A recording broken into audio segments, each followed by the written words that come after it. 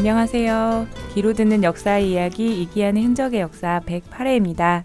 예, 안녕하세요. 요새 온통 박근혜 최순실 게이트 보도에 눈가기가 쏠리는데 사실 네. 국민적인 관심사고 이 나라의 운명이 또 좌우되고 이래가지고 어쩔 수 없는 그런 쏠림 현상인데요. 사실 이럴 때일수록 사실은 역사를 좀 공부를 해야 되거든요. 예. 길을 잃을 때 늘 과거의 얘기를 보면 어떻게 보면 이제 똑같지 않습니까? 과거나 네. 지금이나 어떤 역사가 반복이 되기 때문에 그래서 과거를 보면 현재와 미래를 좀 짐작할 수 있습니다. 원래 거울로 비춰본다는 건데 네. 그래서 우리가 그 거울 감자가 이제 역사잖아요. 무슨 통감이니 자치 통감이니 그런 네. 식으로 되잖아요. 그래서 역사의 사례를 배우는 거여서 사마천 같은 경우도 과거의 예를 서술함으로써 앞날을 대비한다. 이런 식으로 이제 역사를 쓴다 그래서 네. 하긴 하지만 맨날 근데 이거 매주마다 현 상황 가지고 이제 이렇게 다루는 것도 지치고 그러니까 네. 너무 또 오래 갈 것 같아요. 이게 내년 대선까지는 가는 그런 상황이어서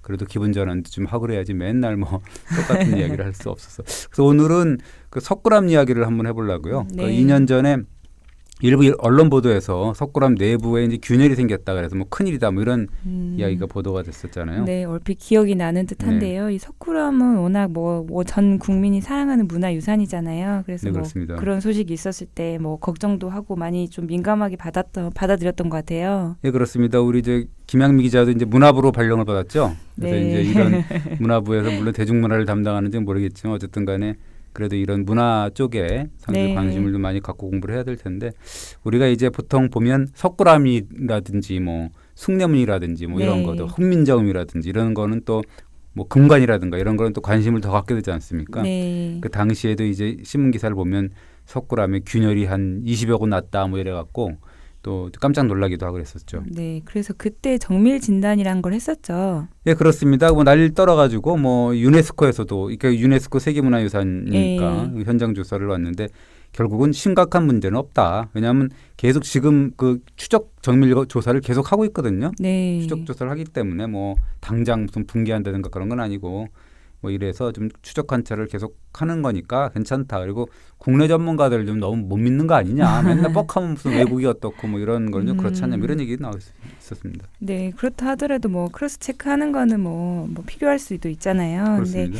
근데 그때 그 석굴암은 그래서 아무런 문제가 없다 이렇게 결론이 난 거였나요? 예, 그랬으면 오늘 이 주제로 얘기를 안 했겠죠. 사실 근데 이 간과하고 있는 게 하나 있어요. 뭐냐면 석굴암 경우가 사실은 공사할 때부터 구조적인 문제를 안고 있었거든요. 네, 그렇다면 신라시대 그 시절부터 부실공사로 만들어졌다는 건가요? 네, 그래서 이제 이번 주 주제가 그거죠. 그러니까 왜 그런 일이 일어났나. 네. 그게 이제 751년인가 이제 만들어졌다는 건데 그러면 석굴암은 그렇게 엄청 문제가 많았던 그런 구조물이 뭐이냐 이렇게 이제 알아보려 하는데 그래서 이번 주 주제는 석굴암 부실공사 원흉. 우리가 김대성이 졌다 그러는 거거든요. 네. 김대성은 과연 석굴암 부실공사의 원흉이었나 이 정도로 주제를 잡으려고요.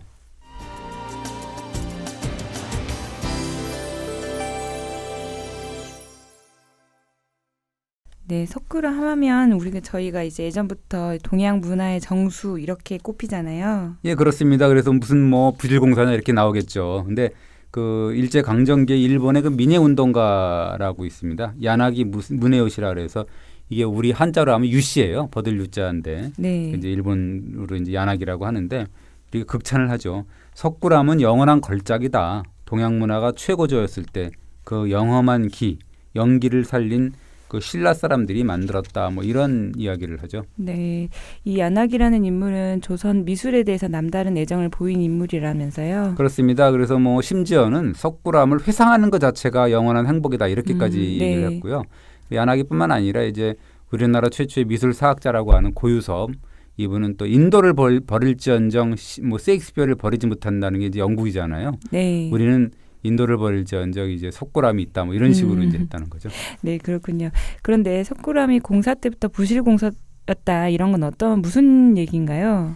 예, 그러니까 보면 석굴암에서 이렇게 가보면 한 가지 이상한 게 있거든요. 그래서 석굴암 내부에서 본전불 위쪽으로 천정을 쭉 이렇게 한번 훑어보면은 약간 이상합니다. 그 천정 한가운데를 이렇게 마무리를 했잖아요. 뚜껑을 툭 닫는 그런 형식인데 네. 그 연꽃 문양이 조각된 천개석이라 그래서 이제 천장을 이렇게 뚝 덮는 덮개돌이죠. 네. 그거 보이는데 이게 이제 아까 얘기했듯이 돌을 이제 도매 형태로 원형으로 쌓은 다음에 맨 마지막에 툭 이제 모자를 씌우듯이 이게 마감을 하는 거거든요. 예. 이게 문제죠.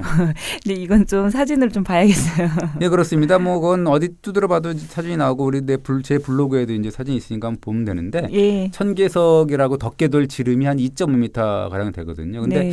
그걸 바라보면 밑에서 이렇게 바라보면 석굴암답지 않게 균열돼 있는 선이 이렇게 세 개가 이렇게 갈라져 보입니다. 사실 뭐 그게 부실공사인지 모르지만 나중에 혹시 생긴 금은 아닌지 뭐 이렇게 좀 그 석굴암이라는 어떤 그 문화의 정수라는 어떤 예. 유산의 오게티라고 하기에는 좀 큰 거 아닌가 싶어서요. 예, 뭐 그렇죠. 그러니까 보기에 따라서는 그게 뭐 처음부터 생겼다 그러면 정말 큰 흠결이죠. 그런데 이런 균열이 공사 처음부터 생겼다라고 보는 어떤 근거가 있는 건가요? 예, 뭐 그게 뭐 그냥 우리가 얘기하는 게 아니라 삼국유사에 이제 기록이 돼 있거든요. 네. 석굴암 창건설화에 분명히 나옵니다. 그렇다면 당시 부실공사가 있었다 이렇게 보는 거네요. 예, 그렇습니다. 그 삼국유사 효선 대성 뭐 효 이세 부모조 이렇게 나오는데요. 이게 좀 저 이름이 어려운데 거기 뭐라 그러냐면 석불 조각을 위해서 큰 돌 하나를 다듬어 천개석을 만드는데 갑자기 돌이 세 조각으로 갈라졌다라고 하면서 그래서 김대성이 분하게 여기다가 어렴풋 졸았는데 밤중에 천신이 내려와서 다 만들어 놓고 돌아갔다. 김대성은 자리에 일어나서 그 남쪽 고개로 황급히 달려가서 향나무를 태워 천신을 공양했다. 뭐 이런 기록이 나와 있어요. 기록을 보면 공사 중에 돌이 이제 어떻게 깨졌는데 나중에 네. 하늘에 신이 내려와서 이거를 수리해 놓고 올라갔다 뭐 이런 얘기인가요? 예, 요약하자면 그렇죠. 그러니까 네. 석굴암 창건이 시작된 게 이제 1751년 정도인데 그때 이제 이후에 어느 무렵에 공사가 이제 한창이고 이제 이 마무리한 시점에 큰 일이 터진 거죠. 그 본전부를 보호하기 위해서 이제 돔을 쌓고 뭐 그렇잖아요. 그리고 네. 이제 그래야지 이 석굴암 자체가 이제 본전불이 보호가 되니까. 네. 그러고 나서 맨 꼭대기에 이제 덮개돌을 딱 얹는 건데 이게 그만 돌이 뭐 세 조각으로 난 거잖아요, 그죠? 네. 그러니까 그래도 이걸 되게 분하게 생각을 했다는 거죠, 김대성이. 그래서 뭐 분하게 생각하다가 졸다가 이 하늘신의 도움으로 이제 공사를 끝냈다. 그런 다음에 그 김대성이 나중에 알고 그 천신한테 고마움을 표시했다. 뭐 대충 이런 말이죠. 아니 뭐 설하긴 하지만 좀 허술한 변명 같은데요. 네, 그렇습니다. 이 뭐 우리가 시쳇말로 비겁한 변명이라고 하는 건데 김대성 같은 경우는 덮개들이 3등분 났는데도 모르고 그 났는데도 그 모른 체하고 그냥 공사를 마무리했다. 뭐 이런 얘기가 되잖아요. 네. 그러니까 그런 일을 벌이고도 또 졸고 막 이랬다는 거잖아요.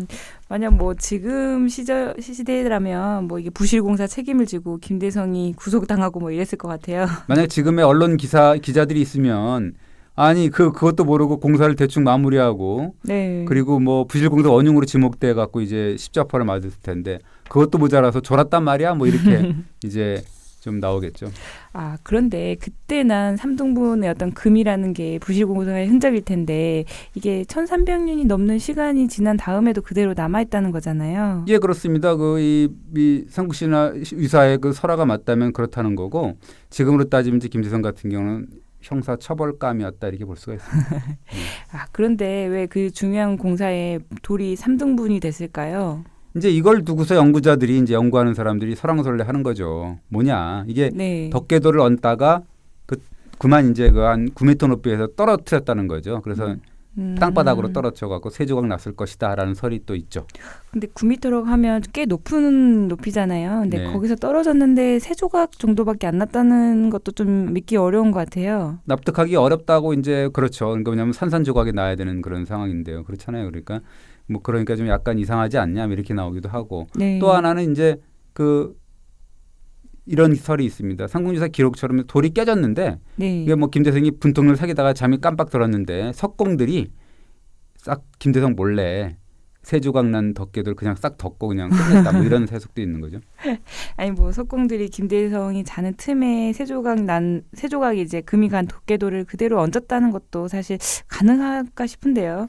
뭐 좀 설명이 좀 필요한데요. 사실은 이 김대성이 누구냐면 진골 귀족이거든요. 그러니까 뭐 어떻게 보면 지금으로 따지면 금수저는 아니라도 한 은수 정도는 되겠네요. 네. 그 아버지가 성덕왕 때 이제 국상까지 재상을 지낸 명문가 자제였거든요. 그러니까 뭐 석공들이 뭐 사실 어떤 경을 치려고 김대성이 잠든 틈을 타서 살짝 얹었다.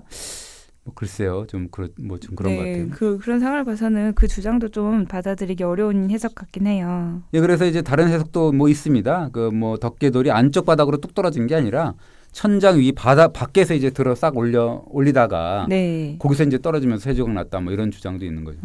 그러면 이제 덮개돌이 천장에서 본전물이 있는 밑으로 추락한 건 아니고 외부에서 이제 밖으로 들어 올리다가 떨어뜨렸다 이렇게 보는 주장이네요. 예, 그거 이제 나름 일리는 있겠죠. 그 산산조각 난 게 아니라 딱 세조각 났으니까. 네. 뭐 사실 9m로 떨어진 건 아니잖아요. 근데 네네. 사실은 뭐 그조차도 진짜인지 아닌지는 모르는 거죠.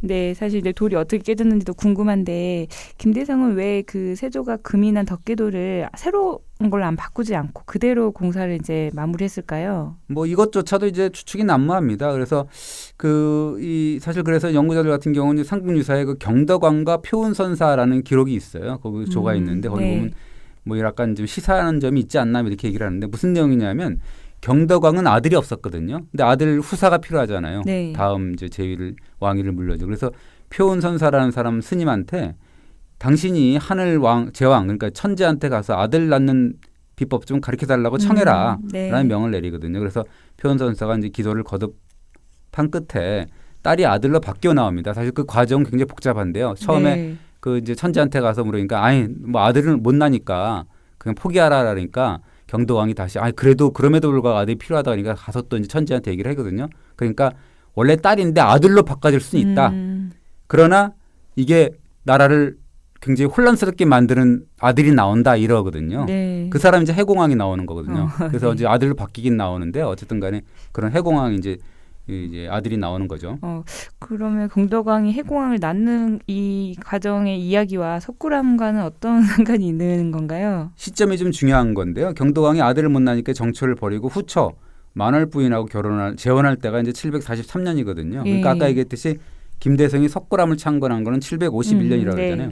또 해공왕이 태어난 게 758년입니다. 그러니까 어떻게 보면 석굴암에 해공왕 출생 이전에 완공이 됐다 그러면 경덕왕 같은 경우는 이제 석굴암을 갖다가 아들을 낳게 하는 기도처로 삼지 않았겠느냐. 네. 뭐 그러면서 또 뭐 혹시 이제 아들을 바란 경덕왕이 이제 뭐 석굴암의 창건을 굉장히 재촉한 거 아니냐. 그러니까 공사를 좀 빨리 하라고 뭐 네. 그랬던 얘기가 있는 거죠. 경덕왕이 본인이 원하는 어떤 공사 기한을 맞추기 위해서 공사를 서둘렀다. 뭐 이렇게 볼 수도 있는 거네요. 그러면요. 김대성이라는 사람이 덮개돌을 3등분이 좀 금이 갔는데도 막 후다닥 마무리했다. 뭐 이렇게 볼 수 있는 거잖아요. 예, 그럴 수도 있다는 뭐 추론이죠. 그러니까 삼국유사를 보면 또 뭐라고 나오냐면 김대성이 석굴암을 창건한 후에 표운선사를 비롯한 두 그 성스러운 스승, 그러니까 그 스님들을 머물게 했다라는 기록이 있거든요. 그러니까 네. 표운선사를 당사자잖아요. 그 석굴암에 모셨다는 거니까 사실 이런 주장도 일리는 있을 수가 있는 거죠. 그러나 뭐 어쨌든 추측일 뿐이죠. 네. 다 뭐 추측이어서 정확하게는 모르겠지만 어떤 이유에서든 이렇게 금이 난 덮개돌을 이렇게 약간 금이 난 채로 그대로 덮었다는 것 자체가 좀 심각한 문제긴 하잖아요. 그래서 이제 그걸 적당주의의 소산 아니냐 뭐 이렇게 네. 얘기를 합니다.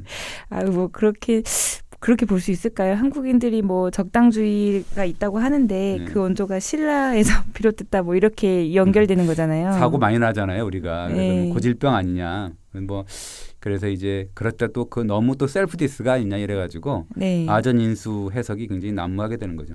어떤 아전인수격 해석이 있는 건가요? 그 뭐 운반 중에 단순 사고로 교연이 갔다. 그런데 이제 천신이 그걸 하늘의 뜻이라 그러는 점을 이제 그 김대성한테 알려주면서 그대로 얹게 했다 뭐 이런 얘기고 하늘의 뜻이니까 얹어라 이렇게 얘기를 한 거죠. 그러니까 어떻게 보면 이제 뭐 좀 책임을 이렇게 하늘로 돌렸다 이렇게 볼 수가 있는. 좀 그래 하늘의 뜻이라는 건 좀 뜬금없긴 하네요. 그렇습니다. 이게 무슨 뜻이냐 그랬더니 네. 뭐 진정한 삼국 통합이 얼마나 어려운 것인가를 하늘이 알려주려는 거죠. 그래서 세조각난 청개석을 그대로 설치했다. 뭐 이렇게 이제 해석을 하는 거죠. 예. 해석을 잘한 건지 모르겠지만 좀 억측 같기도 하네요.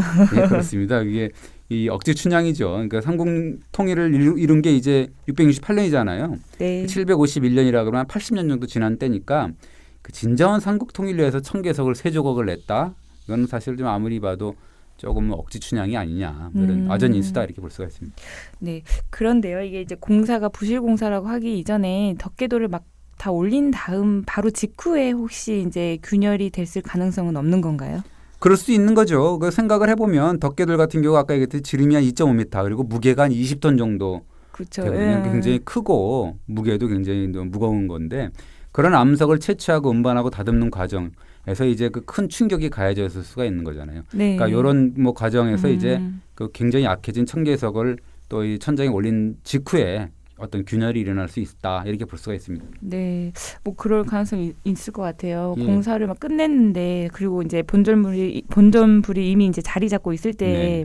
만약에 위에서 이제 균열이 생겼다고 하면 그거를 새로운 걸로 덮기가 좀 불가능했을 것 같아요. 그렇습니다. 이게 이 균열된 청계석 다시 빼내갖고 이게 나중에 이렇게 균열이 됐으면 그걸 다시 빼내갖고 다시 해야 되니까 네, 그런 경우는 굉장히 어렵지 않았느냐. 그게 또 청계석이 아까 얘기했듯이 뭐 2.5m라 그러고 지름이 무게가 네. 20톤이라 그랬으니까 그 뭐 이렇게 옮기다가 떨어뜨리면 어떡할 거예요. 그렇죠. 큰일이죠, 그것도. 근데 혹시나 요즘 뭐 지진 같은 이런 외부적인 요인은 혹시 작용하지 않았을까요? 뭐 가능성이 있죠. 그러니까 석굴암 완공한 다음에 지진이라든지 뭐 대홍수 이런 자연재해가 일어났을 가능성이 있다 이렇게 하는데 네. 그 해공왕조를 보면 삼국사기를 보면 779년에 경주에 큰 지진이 일어나서 그 백성들의 집이 무너지고 100명 정도가 사망했다는 기록이 있잖아요. 우리가 얼마 전에 경주에 지진이 일어났을 때 네. 굉장히 많이 인용됐던 기록이 이거거든요. 그 100명 정도가 사망한 거로 큰 지진이 일어났다 그러는 건데 예. 이 김대성이 죽은 다음에 5년이 지난 때였거든요. 그리고 또 하나는 이제 그 797년에 원성왕 13년에 그 큰 홍수가 나서 산이 무너졌다라는 기록이 있거든요. 네. 그런 기록이 있는 거 보면 지진이라든지 이런 요인이 작용했을 가능성이 진짜 있어 보이네요. 예, 그렇습니다. 사실 석굴암 벽체는 굉장히 많은 그 석재들을 쌓아서 조성을 했기 때문에 굉장히 튼튼한 거거든요. 그러니까 그런 다음에 또 도명으로 이렇게 만들었다는 건 굉장히 안정적인데 그 중에서 가장 취약한 곳은 청계석이 이렇게 딱 뚜껑을 덮어놓은 그쪽이거든요. 그래서 네. 응력이 좀 취약한 부분이기 때문에 만약에 그 대홍수가 일어나서 산이 무너질 정도의 홍수다 이럴 네. 경우라든지 혹은 뭐 지진이 큰 100명 정도가 죽는 지진이 일어났다라고 하면 그런 청계석을 짓눌러서 좀 금이 갈 수 있던 그런 상황이 있는 거죠. 네. 그런 가능성이 진짜 점쳐지는데 문제는 이 삼국유사 기록에 공사 도중에 이렇게 3등분 됐다 이런 기록이 있어서 이거는 어떻게 봐야 할까요? 그러게요. 그러니까 어떤 연구자들 같은 경우는 이런 표현을 합니다. 이 창건 설화가 아까 얘기했듯이 지진이나 대홍수나 이런 공사 후에 네. 어떤 사고가 난 건데 그런 건 나중에 시간이 따라서 이제 흐르면서 삼국유사가 사실은 고려 때 지은 거니까 네. 인식의 소산이다 이렇게 볼 수가 있는 거죠. 그러니까 굉장히 좀 영험한 거니까 네. 나중에 그런 설화를 좀 만들었던 그런 상황이 아니냐 이렇게 보고 나중에 만들었다는 뭐 인식의 소산이라고 표현하셨는데요. 이건 네. 어떤 말씀이신가요? 그러니까 이게 좀 더 설명을 하자 그러면 네. 사실은 이 완공 직후니까 그 좀 발길이 뜸하고 좀 신성시 더 됐던 때일 거 아니에요. 네. 그때 이제 지진 그게 779년이니까 그다음에 혹은 797년에 대홍수 이런 것들이 나와갖고 이제 자연재해 때문에 청계석이 균열됐다고 가정을 해보면 네. 신라인들이 그 이 균열된 청계석을 보고 그리고 안 무너졌을 거 아닙니까? 그래서 굉장히 신비롭게 생각할 수도 있다. 네. 그러면서 이게 본전부의 유용에 또 놀랐을 거 아니에요. 굉장히 그 진짜 크고 뭐 그렇다라는 거 감탄을 하고 그랬을 텐데 그러면서 거기 깨진 채 설치되고 그다음에 안 무너지고 네. 이런 어떤 신비에 빠져서 굉장히 숱한 뭐 이야기거리를 만들어내지 않았느냐 이런 뭐 해석이 가능한 거죠. 네, 그런 이야기거리들이 이제 나중에 뭐 하늘의 신이 도왔다더니 뭐 이런 설화로 이제 굳혀졌다 이렇게 볼 수도 있겠네요. 예, 그렇습니다. 이런 것도 뭐 사실은 뭐 그럴듯한 추론이긴 한데 그렇죠. 어쨌든 더 신기한 게 있는 건 어떻게 보면 굉장히 부실공사잖아요. 네. 근데 이게 석굴암에 붕괴됐다는 기록이 없습니다. 그 3등분인 채 그대로잖아요. 네. 이게 한 1300년이 넘는 시간 동안 부실공사가 됐던 그 석굴암이 아무 이상 없이 있다는 것 자체가 신비로운 일이네요. 그렇죠. 그러니까 어떻게 보면 그거는 굉장히 또 신비로운 일인데 오히려 이 사실은 기록을 보면 인간의 손 때문에 손이 이제 잘못돼 갖고 석굴암이 훼손되고 뭐 이런 경우가 있거든요. 사실 석굴암이 우리 조상들이 좀 방치했다 이렇게 얘기하잖아요. 네. 그리고 또 그 와중에 엄청난 순환을 당하기도 하고요. 그렇습니다. 특히나 이제 그 조선 유교 국가지 않습니까? 네. 조선은 이제 방치가 됐는데 사실 우리가 1907년이 돼서야 어떻게 보면 이제 발견이랄 정도로 이렇게 되거든요. 금방도 발견이라는 말씀을 하셨는데 네. 그 정도로 뭐 방치되고 있었다 이렇게 보는 거죠. 그렇습니다. 그게 이제 이 우체부가 김모 씨라는데요.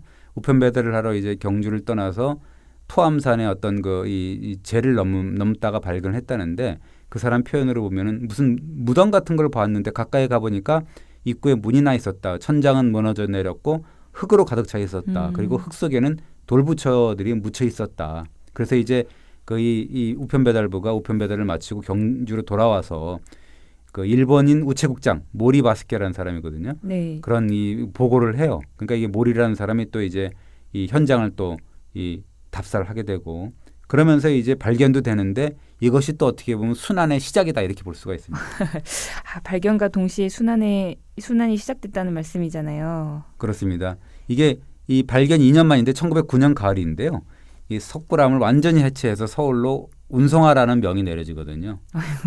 요즘 표현이라고 헐 뭐 이렇게 표현해야 되나요? 허걱. 어떻게 석굴암을 해체해서 어떻게 서울로 운송한다는 이런 황당한 명을 내렸을까요? 이 명을 받았던 일본인 관리가 기무라 시즈오라는 사람인데 그 사람마저도 기가 차서 반발을 했다 그럽니다. 그러니까 1924년 나중에 기무라가 글 쓰는 걸 보면 네. 이 불국사의 불조불 석굴불 전체를 경성으로 수송하라는 언명이 떨어졌다. 그래서 경주 군수 같은 사람들은 그렇게 하겠다라고 복종을 했는데 나는 그럴 수 없었다라고 얘기를 하는 거죠. 이거는 정말 이건 폭명이다. 폭거에 가까운 명령이다 이러는 거죠. 그래서 네. 나는 반감이 솟구쳐서 이런 그 유적 유물이라는 거는 원래 그 자리에 있어야만 역사적으로 가치가 있는 거고 공경하는 마음이 생기는 건데 이거를 다른 곳으로 옮기는 거는 정말 무모하고 이거는 사리를 모르는 것도 정도가 있는 거 아니냐. 네. 이런 거는 정말 따라서는 안 된다고 생각을 하고 묵살하기로 결심을 했다. 그래서 이것이 내 명령, 내가 이 결심이 제대로 효과를 발휘한 거여서 중지됐다. 그래서 지금 와갖고 굉장히 흐뭇하게 생각한다 이런 거죠.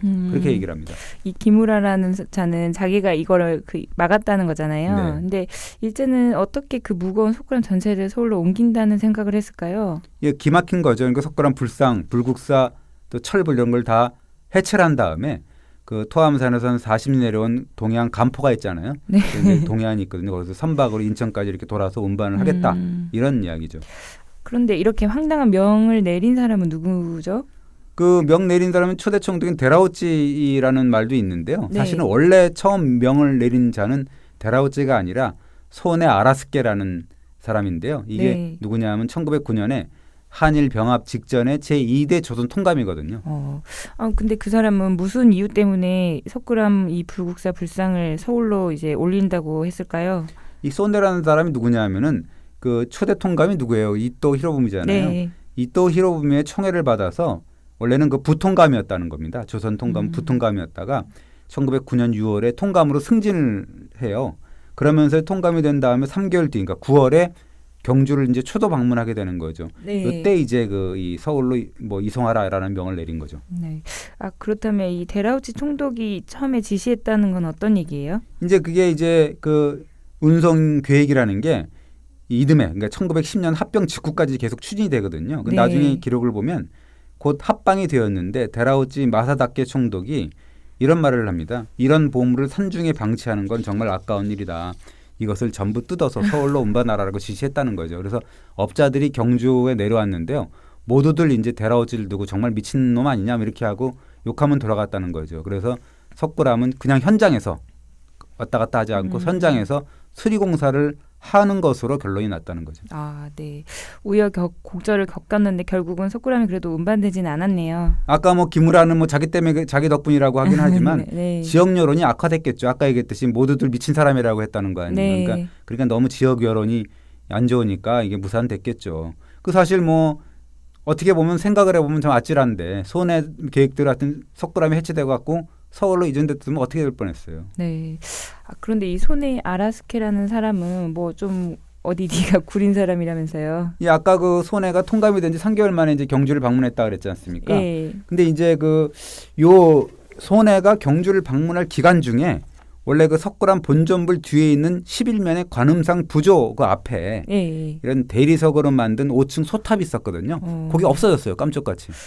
그래요? 이거 뭔가 의심가는 상황인데 좀 증거가 있어요? 그러니까 확실한 물증은 없는데 정황은 있습니다. 그것도 이제 우리가 얘기한 게 아니라 일본인 학자가 얘기를 했는데요. 1930년대에 경주박물관장을 지낸 이 모로가 히데오라는 사람이 있어요. 네. 그러니까 직접 거명을 하지 않았는데 유력한 용의자로 소네를 거론을 합니다. 뭐라 그러냐면 지금 석굴암 11면 관음 앞에 남아있는 대리석 위에 작은 훌륭한 대리석탑이 있었는데 불사리를 복납한 소탑이었다 그러는데 1909년에 존귀한 고관이 순시하고 난 다음에 어디론가 자취를 감췄다. 지금 생각해도 참 애석하기 짝이 없는 일이다. 이렇게 이제 회고를 하게 되거든요. 네. 이 뭐 문제의 고관이라고 하면 1909년 가을에 경주를 왔었던 이 손해라는 사람을 지칭하는 거겠네요. 분명한 것 같아요. 아까 네. 뭐 얘기했던 그 야나기 민해운동가라는 사람도 이게 소네를 이제 유력한 용의자로 꼽으면서 이런 말을 합니다.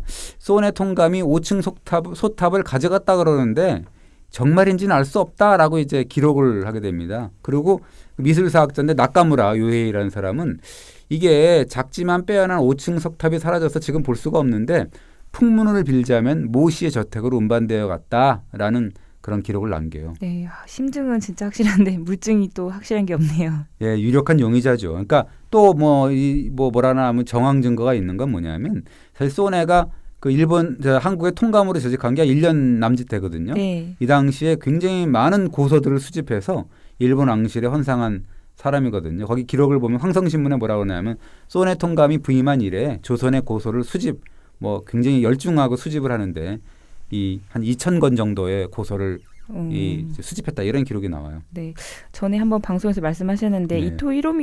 이토 히로부미도 사실 고려자기를 막 싹쓸이한 인물이라고 하셨잖아요. 그러니까 이게 소네하고 묶어서 생각을 하면 유유상종이라고 봐야 되는 거죠. 그러니까 이토 히로부미가 아꼈던 인물이 소네라 그랬지 않습니까? 네네. 그래서 이대 통감을 어렸다는 거고. 그러니까 이토 히로부미는 고려자기의 장물합이고 소네는 이제 그 조선의 고소와 고문헌 이런 사람을 휩쓸어간 약탈자였다 이렇게 우리가 결론을 낼 수가 있는 거죠. 아까 그 소네가 이렇게 수집한 유산들이 많았을 텐데 그 유산들은 지금 어떻게 됐나요? 예, 소네는 사실은 그 한일 합병 직후에 통감에서 물러나고 귀국을 하면서 얼마 지나지 않아서 사망을 하게 되거든요. 그래서 사실은 뭐 굉장히 닥치는 대로 수집했던 서적 뭐 이런 것들 일부가 일본의 국내청 서고에 이제 소네 아라스케 헌상본이라는 이름으로 소장되어 있는 건데 네. 그러다가 이제 1965년에 한일 국교 수립 이후에 반환문화재로 돌아와서 현재는 이제 중앙 도서관에 들어가 있습니다. 네. 아까 그 뭔가 누군가 가져갔을 것으로 의심되는 석굴암 5층 소탑은 또 어떻게 됐나요? 소네가 가져갔을 가능성이 많다고 했는데 지금까지도 행방이 묘연합니다. 아, 네. 혹시 그 석탑을 찾기 위해서 우리 정부라든지 뭐 전문가들이 좀 찾으려고 노력을 하지 않았나요? 뭐 해방 이후에도 이제 백방으로 뭐 찾으려고 했는데 뭐 아직 뭐 오리무중인데 이용직이라는 역사학자는 뭐냐면 이게 이제 이 석굴암 석조물을 반출한 이력이 있는 통감이 이 보물마저도 송두리째 일본으로 옮겨가려고 했다. 뭐 이런 거죠. 그러니까 이게 완전히 다 가져가려고 했다라는 그 의심을 하고 있습니다. 아, 그래요? 그러면 석굴암 전체를 가져갈 생각을 했다는 건데 사실 그거는 정말 가능한 건가요? 그거야말로? 근데 이게 일본이라 그러면 가능한 것 같아요. 그러니까 왜 그러냐면 1906년에 일본의 국내 대신이라는 그 다나카 미스아키가 와서 조선에 와가지고 이게 그 경천사 10층 석탑을 해체를 해갖고 일본으로 반출했거든요. 아, 이게 그 황해도에 있었던 이 산 기슭에 있었는데 그걸 반출을 해갑니다. 그러면서 이게 뭐라고 얘기하면 고종 황제가 나한테 하사품으로 선물했다 그러면서 석탑을 아예 그냥 해체하고 포장해갖고 수십 대의 달구지로 야밤에 개성역으로 빼돌리고 그걸 다시 인천에서 배를 옮겨 신고 일본으로 반출하고 그렇거든요. 이게 경천사 10층 석탑이라는 게 높이가 13m가 넘는 굉장히 거대한 탑이거든요. 지금 이제 복원이 되어 있는데 얼마나 좋은 탑인데 그것까지 해체 밀반을 했으니까 뭐 석굴암 5층 석탑 정도야 뭐.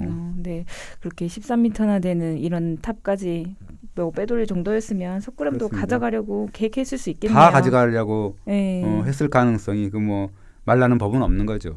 그러니까 어떻게 보면 그 당시에 일본인 사회에서는 조선의 문화재 약탈 이것이 일종의 트로피 사냥 우리가 얘기했던 뭐 그 우리가 아프리카 이 사자를 죽이고 그 사자의 머리를 기념 삼아서 왜 그 갖고 와갖고 사진 찍고 이러는 걸 트로피 사냥이라고 우리가 하면서 이제 비난을 막 했잖아요. 지난번에 방송을 한번 했는데 뭐 이런 가능성이 많은 거죠. 그러니까 어떻게 보면 너도 나도 한국에 있는 문화재들 이걸 전부 가져가는 거를 자랑으로 삼고 뭐 그랬다는 거죠. 그러니까 어떻게 보면 이 옛날 이야기 구한말이나 일제강점기 이야기를 들으면 정말 가슴이 답답합니다. 어떻게 이렇게 우리는 그 문화재 이런 것들을 하나도 지키지 못했는지 그리고 발견한 것도 뭐 일본인의 힘이 해서 발견을 하고 또 그걸 지키지도 못하고 가져가도록 내비두고 뭐 이런 상황이 반복되는 걸 보면 정말 답답하게 이름을 말할 수가 없고 지금이라도 어떻게 보면 찾는다는 그런 의식이 있는지는 잘 모르겠습니다.